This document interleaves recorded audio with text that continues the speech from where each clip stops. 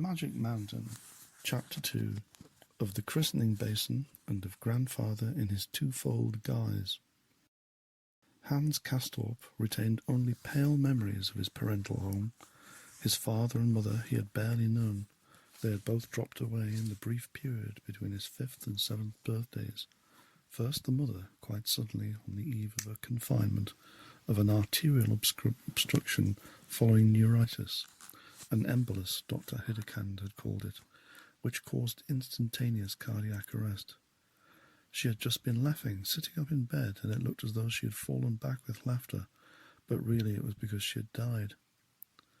The father, Hermann Castorp, could not grasp his loss. He had been deeply attached to his wife, and not being of the strongest himself, never quite recovered from her death. His spirit was troubled. He shrank within himself. His benumbed brain made him blunder in his business, so that the firm of Castorp and Son suffered sensible financial losses. And the next spring, while inspecting warehouses on the windy landing stage, he got inflammation of the lungs. The fever was too much for his shaken heart, and in 5 days, notwithstanding all of Dr. Hedekind's care, he died. Attended to his rest by a respectable concourse of citizens, he followed his wife to the Castorp family vault, a charming site in St. Catherine's churchyard, with a view of the botanical gardens. His father, the senator, survived him a short time. Then he too passed away, likewise of inflammation of the lungs. His death agony was sore, for unlikely his son Hans Lorenz Castorp had been a man of tough constitution and firmly rooted in life. Before his death, for the space of a year and a half, the grandfather harboured the orphaned Hans Castorp in his home, a mansion standing in a narrow lot of the Esplanade, built in the early years of the last century in the Northern Classic style of architecture. It was painted a depressing weather-colour and had pilasters on either side of the entrance door, which was approached by a flight of 5 steps. Beside the parterre, which had windows going down to the floor and furnished with cast iron grilles, there were 2 upper stories. The parterre were chiefly a reception room and a very light and cheerful dining room, with wall decorated in stucco. Its 3 windows, draped with wine-coloured curtains, looked out to the back garden. In this room, daily, at 4 o'clock, for the space of 18 months, grandfather and grandson dined together, served by old Fiete, who had earrings in his ears and silver buttons in his livery. Also Baptiste's neckcloth, like his master's, in which burned his shaved chin just as Hans Lorenz Castorp did in his. Grandfather said though to him and addressed him in dialect, not with any humour intent, for he had no bent that way, but in all seriousness, and because it was his custom so to do in his dealings with the common people, the warehouse hands, postmen, coachmen, and servants. Hans Castorp liked to hear it, and very much he liked to hear Fiete reply, in dialect too, bending over as he served, and speaking to his master's left ear, for the senator could hear much better on that side. The old man would listen and nod, and go on eating, sitting erect between the table and the high back of his mahogany chair, and scarcely at all bending over his plate. And his grandson opposite watched in silence, with deep, unconscious concentration, grandfather's beautiful, thin, white old hands, with their pointed nails, and on the right forefinger the green seal ring with the crest. Watched the small, deft, practised motion with which they arranged a mouthful of meat, vegetable, and potato on the end of his fork, and with a slight inclination of the head conveyed it to his mouth.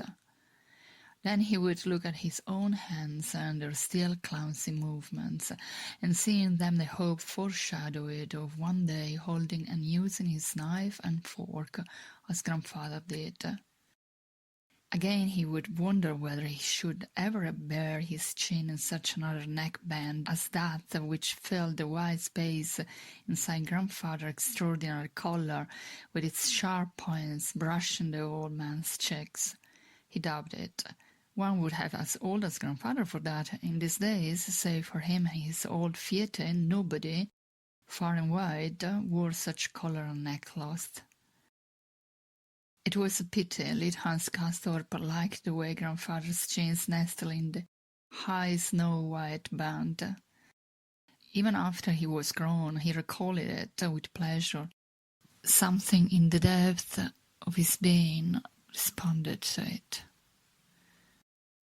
When they had done, they folded their table nappings and put them in their silver rings, a job at which Hans Castorp never acquitted himself very well, for they were the size of small tablecloths. Then the senator got up from his chair, which Fiete drew away behind him, and went with shuffling steps into his office to get a cigar. Sometimes the grandson followed him in. This office had come to exist because of a peculiarity in the arrangement of the lower floor, namely that the dining room had been planned with 3 windows instead of 2, and ran the whole width of the house, which left space for only 2 drawing-rooms instead of the usual 3, and gave to one of them a right-angled dining room with a single window on the street, a quite disproportionate depth. Of this room, therefore, some quarter of the length has been cut off and turned into a cabinet. It was a strip of a room with a skylight, twilighted, and not much furnished. There was an etagere on which stood the senator's cigar case, a card table, the drawer of which held whist cards, counters, little marking boards, with tiny teeth that clapped open and shut, a slate and slate pencil, paper cigar holders, and other such attractions. And finally, in the corner, a rococo case in palisander wood, with yellow silk stretched behind its glass doors. Grandpa, little Hans Castor might say, standing on his tiptoes to reach the old man's ear, "Please, show me the Christening basin." And the grandfather, who had already pulled back the skirt of his long cashmere frock coat and taken the bunch of keys from his trouser pocket, forthwith opened the door of the glass case, whence floated odours odd and pleasant to the boy's sense. Inside were all manner of disused and fascinating objects: a pair of silver-branched candlesticks, a broken barometer in a wooden case with allegorical carving, an album of daguerreotypes, a cedar wooden case for liqueurs, a funny little Turk in flowing silk robes, under which was a hard boy with a mechanism inside. Once, when you would him up, he had been able to leap about all over the table, but he was long since out of repair. Then there was a quaint old model of a ship, and, right at the bottom, a rat trap. But from one of the middle shelves, grandfather took a much tarnished, round silver dish, with a tray likewise of silver, and showed them both to the boy, lifting them separately and turning them about in his hand, as he told the story he had so often told before. Plate and basin, one could see, and as the little one heard once again, had not originally belonged together, but grandfather said they had been in use together for a round 100 years, or so since the time when the basin was made.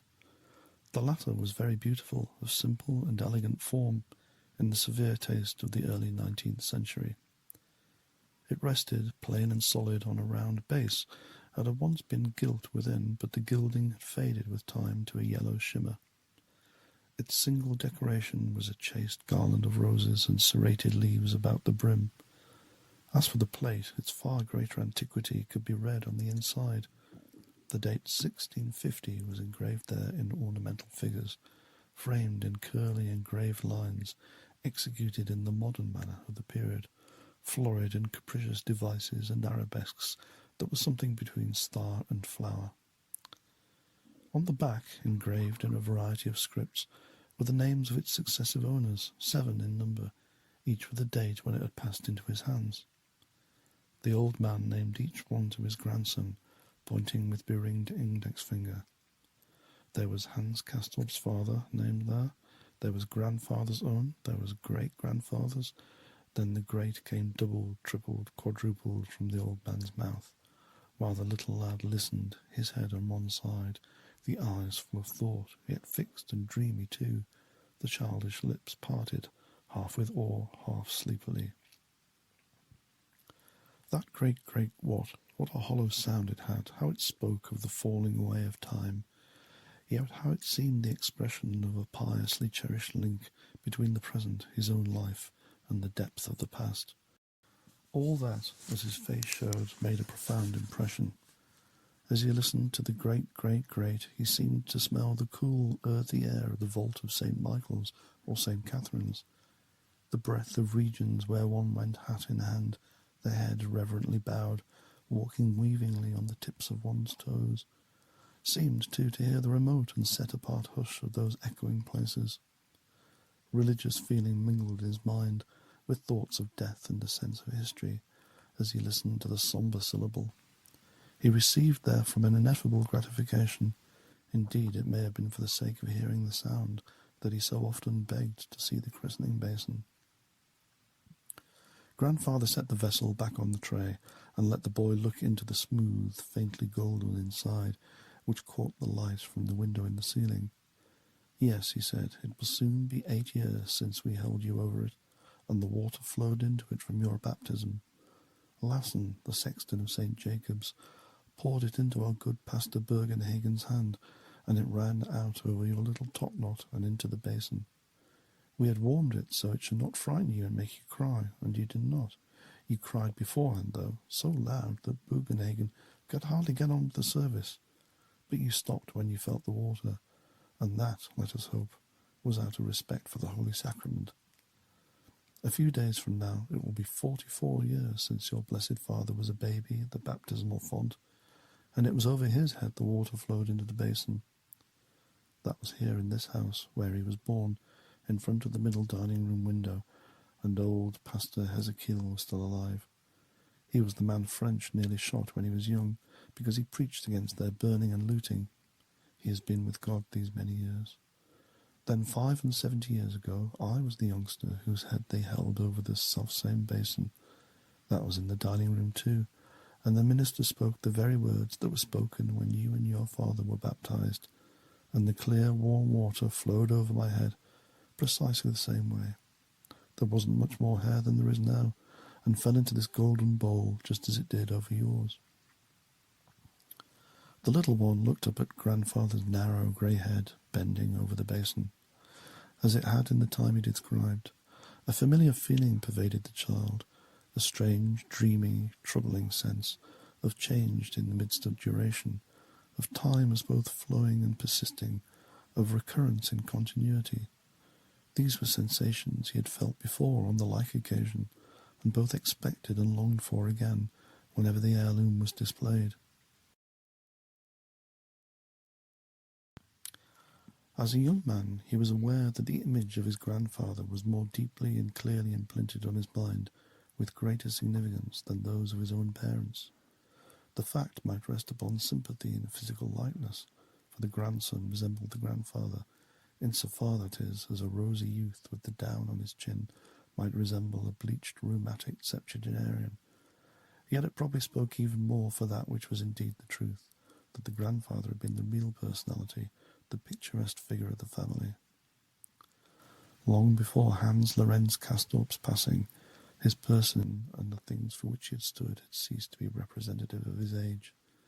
He had been a typical Christian gentleman of the Reformed faith, of a strongly conservative cast of mind, as obstinately convinced of the right of the aristocracy to govern as if he had been born in the 14th century, when the labouring classes had begun to make head against the stout resistance of the free patriciate, and wrest from it a place and voice in the councils of the ancient city. He had little use for the new. His active years had fallen in a decade of rapid growth and repeated upheavals, a decade of progress by forced marches, which had made continual demands on the public capacity for enterprise and self-sacrifice. Certainly he had no part or lot, old Castorp, in the brilliant triumph of the modern spirit that followed hard upon. It was not his fault. He had held far more with ancestral ways and old institutions than with ruinous schemes for widening the harbour or godless and rubbishing plans for a great metropolis. He had put on the brakes, he had whittled things down wherever he could, and if matters had gone to his liking, the administration would have continued to wear the same old-fashioned idyllic guise as in his time his own office did.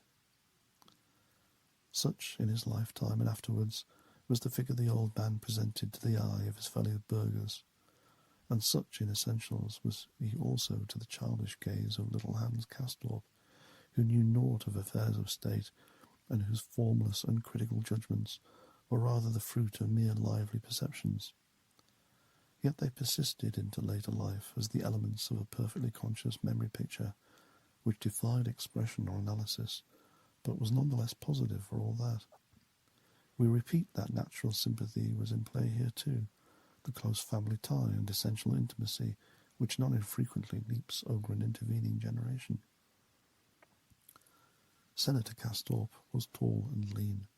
The years had bent his back and neck, but he tried to counteract the curvature by pressure in another direction, drawing down his mouth with sedulous dignity, though the lips were shrunken against the bare gums, for he had lost all his teeth, and put in the false ones only to eat. It was this posture also which helped to steady an incipient shaking of the head, gave him his look of being sternly reined up, and caused him to support his chin on his neckcloth in the manner so congenial to little Hans Castorp's taste. He loved his snuff-box. It was a longish, gold-inlaid tortoise-shell one, and on account of his snuff-taking used a red pocket handkerchief, the corner of which always hung out of the back pocket of his coat. If this foible added a quaint touch to his appearance, yet the effect was only of a slight negligence or licence due to age, which length of days either consciously and cheerfully permits itself, or else brings in its train without the victim's being aware. If weakness it was the only one the sharp eye of the child ever noticed in his grandfather's exterior. But the old man's everyday appearance was not his real and authentic one, either to the 7-year-old child or to the memory of the grown man in after years. That was different, far finer and truer. It was grandfather as he appeared in a life-size portrait which had once hung in the house of Hans Castorp's own parents, had moved over with him to the esplanade on their death, and now hung above the great red satin sofa in the reception-room. The painting showed Hans Lorenz Castorp in his official garb as councillor, the sober, even godly civilian habit of a bygone century, which a commonwealth both self-assertive and enterprising had brought with it down the years and retained in ceremonial use in order to make present the past and make past the present, to bear witness to the perpetual continuity of things and the perfect soundness of its business signature. Senator Castorp stood at full length on a red-tiled floor, in a perspective of column and pointed arch. His chin was dropped, his mouth drawn down, his blue, musing eyes, with the tear ducts plain beneath them, directed toward the distant view. He wore the black coat, cut full like a robe, more than knee-length, with a wide trimming of fur all round the edge. The upper sleeves were wide and puffed and fur-trimmed too, while from beneath them came the narrow undersleeves of plain cloth, then lace cuffs which covered the hands to the knuckles. The slender, elderly legs were cased in black silk stockings. The shoes had silver buckles. But about his neck was the broad starched ruff, pressed down in front and swelling out the sides, beneath which, for good measure, a fluted jabot came out over the waistcoat. Under his arm he held the old-fashioned, broad-brimmed hat that tapered to a point at the top. It was a capital painting by an artist of some note, in an old masterish style that suited the subject and was reminiscent of much Spanish, Dutch, late Middle Ages work. Little Hans Castorp had often looked at it, not, of course, with any knowledge of art, but with a larger, even a fervid comprehension. Only once, and then only for a moment, had he ever seen grandfather as he was here represented, on the occasion of a procession to the rat house. But he could not help feeling that this presentment was the genuine, the authentic grandfather, and the everyday one merely subsidiary, not entirely conformable, a sort of interim grandfather, as it were. For it was clear that the deviations and idiosyncrasies presented by his everyday appearance were due to incomplete, perhaps even unsuccessful adaptation. They were the not quite ineradicable vestiges of grandfather's pure and genuine form. The choker collar and band, for instance, were old-fashioned, an adjective it would have been impossible to imply to that admirable article of apparel whose interim representative they were, namely the ruff.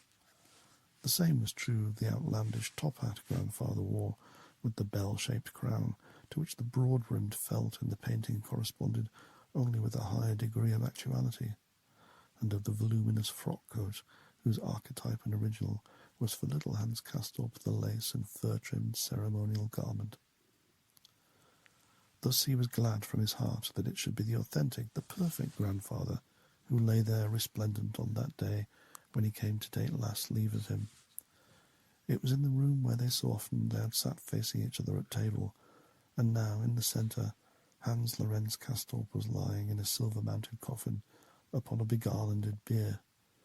He had fought out the attack on his lungs, fought long and stoutly, despite his air of being at home in the life of the day, only by dint of his powers of adaptability. One hardly knew whether he had won or lost in the struggle, but in any case there he lay with a stern yet satisfied expression on his bed of state. He had altered with the illness. His nose looked sharp and thin. The lower half of his body was hidden by a coverlet on which lay a palm branch. The head was lifted high by the silken pillow, so that his chin rested beautifully in the front swell of the ruff. Between the hands, half shrouded in their lace cuffs, their visibly cold, dead fingers, artfully arranged to simulate life, was stuck an ivory cross.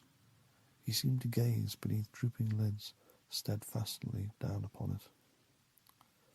Hans Castorp had probably seen his grandfather several times at the beginning of his last illness, but not toward the end. They had spared him the sight of the struggle, the more easily that it had been mostly at night.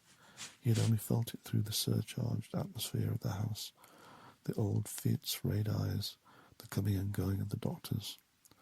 What he gathered as he stood now by the bier in the dining-room was that grandfather had finally and formally surmounted his interim aspect and assumed for all time his true and adequate shape. And that was a gratifying result, even though old Fiat continually wept and shook his head, even though Hans Castorp himself wept, as he had at sight of the mother he had abruptly been bereft of, and of the father who, so little time after her, lay in his turn still and strange before the little boy's eyes. Thus for the third time in so short a space and in such young years did death play upon the spirit and senses, but chiefly on the senses of the lad. The sight was no longer strange. It was already right familiar, and as on those earlier occasions, only in still greater degree. He bore himself in the presence of death with a responsible air, quite self-controlled, showing no nervous weakness, if some natural dejection. He was unaware of the practical result the loss would mean to his own life, or else, with childlike indifference, was instinctively confident that he would be taken care of somehow. Thus, at the bier, he displayed both an uncomprehending coolness and a detached alertness of observation, to which were added, on this third occasion, a feeling and expression of connoisseurship, and something more, a peculiar, precocious variation. He seemed no longer to think of tears, either the frequent outburst of grief or the contagion from the grief of others, as a natural reaction. In 3 or 4 months after his father's passing, he had forgotten about death, but now he remembered, and all the impressions of that time recurred, precise, immediate, and piercing in their transcendent strangeness. Reduced to order and put into words, they would have been something like the following. In one aspect, death was a holy, a pensive, a spiritual state, possessed of a certain mournful beauty. In another it was quite different. It was precisely the opposite. It was very physical, it was material, it could not possibly be called either holy or pensive or beautiful, not even mournful. The solemn spiritual side expressed itself in the ceremonial lying-in state of the corpse, in the fan-leaved palm and the wealth of flowers, all of which symbolized the peace of God and the heavenly kingdom, as did even more explicitly the ivory cross stuck between the dead fingers of what was once grandfather, and the bust of Christ by Thorwaldsen at the head of the bier, with towering candelabra on either side. It was these last that gave a churchly air to the scene. All such arrangements had their more precise justification in the fact that grandfather was now clothed forever in his true and proper guise. But over and above that raison d'etre they had another of a more profane kind, of which little Hans Castorp was distinctly aware, though without admitting it in so many words. One and all of them, but expressly the flowers, and to these more expressly the hosts of tuberoses, were there to palliate the other aspect of death, the side which was neither beautiful nor exactly sad, but somehow almost improper, its lowly physical side, to slur it over and prevent one from being conscious of it. It was this other aspect of death that made grandfather himself look so strange, not like grandfather at all, more like a life-size wax doll, which death had put in his place to be the centre of all this pious and reverent spectacle. He who lay there, or more correctly, that which lay there, was not grandfather himself, but a shell, made, as Hans Castorp was aware, not of wax, but of his own substance, and only of that. Therein precisely was the impropriety. It was scarcely sad at all, as things are not which have to do with the body and only with it. Little Hans Castorp regarded that substance, waxy yellow and fine-grained like cheese, of which the life-size figures made, the face and hands of what had been grandfather. A fly had settled on the quiet brow and began to move its proboscis up and down. Old Fiat shooed it cautiously away, taking care not to touch the forehead of the dead, putting on a seemly air of absent-mindedness, of obscurantism, as it were, as though he neither might nor would not take notice of what he was doing. This correctness of demeanour obviously had to do with the fact that grandfather was now no longer anything but body. But the fly, after a circling flight, came to rest on grandfather's fingers close to the ivory cross, and Hans Castorp, watching, thought he detected, more plainly than ever before, a familiar, strange exhalation, faint yet oddly clinging. He blushed to find that it had made him think of a former schoolfellow who was avoided by his classmates because he suffered from a certain unpleasant affection, for the drowning out of which the tuberoses were there, and which, with all their lovely luxuriance and the strongness of their scent, they yet failed to overpower. He stood 3 times by his grandfather's bier, once alone with old Fiat, once with great-uncle Teenapple, the wine merchant, and his 2 uncles, James and Peter. The third and last time when a group of harbour hands in their Sunday clothes came to take leave of the head of the house of Castorp and Son. Then came the funeral. The room was full of people, and Pastor Bugenhagen of St. Michael's, the same who had baptized little Hans, preached the sermon in a ruff. He was most friendly with the boy as they drove out together to the cemetery in the first carriage behind the hearse. Thus did another epoch in the life of Hans Castorp come to an end, and again he moved to a new home and new surroundings for the second time in his young life.